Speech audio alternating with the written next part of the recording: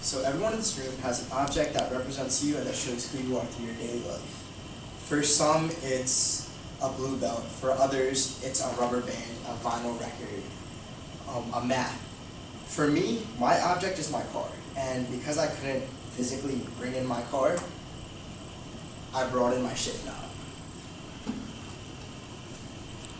So as I was growing up, I grew up with my dad, my uncle, my cousins, my family working on cars at our house. And now that I'm old enough to have my own car, I do the same thing.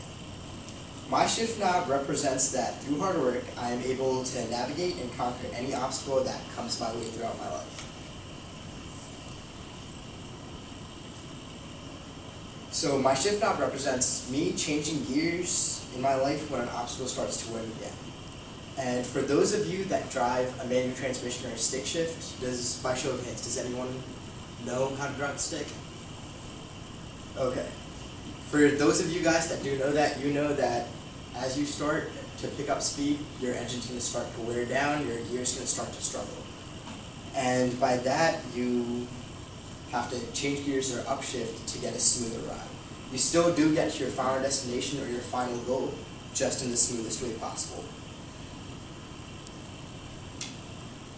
So I try to use this motto in my daily life just because for me, when I reach an obstacle that starts to hold me back, I would like to change gears. I like to step back, just look at, okay, is there another indirect approach that I can take to get to my final destination? And while many people do say that cars can't relate to your life, my shift knob here has helped me relate my car to mine. So with hard work, changing gears in my life has helped me to conquer a lot of obstacles that I face day in and day out. So why don't we start in first gear? We start in first. As we start to pick up speed, we shift. The engine starts to struggle, we shift into second.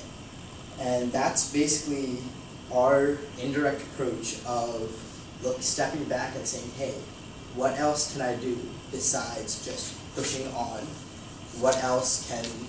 Is there another approach that I can take? So for me, starting in first, clutch in. Second is me in my life stepping back and taking a look at the situation and saying, hey, instead of doing something that's not helping me get to my end goal, what else can I try?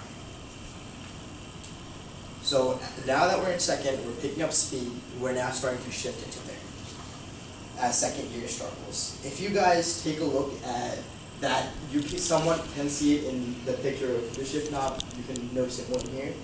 This knob has been broken in and molded by the people that I've trained in my car. As you can see, I'm not the only one that's done that. It's my family, my dad, my uncles, my cousins. Changing gears has also taught me to look at that when I'm stuck in an obstacle that I know I'm not going to be able to get myself out of, to step back and to ask for help. To ask for help, and then changing this path to the final destination is like changing gears to achieve the smoothest possible path. Instead of me trying to push on, I'm the first person that's going to go up and ask for help.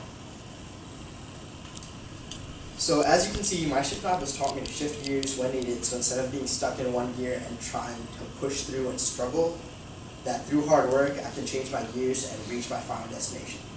So when I start to feel worn down, I like to change the gears of my life to conquer any obstacle that comes my way.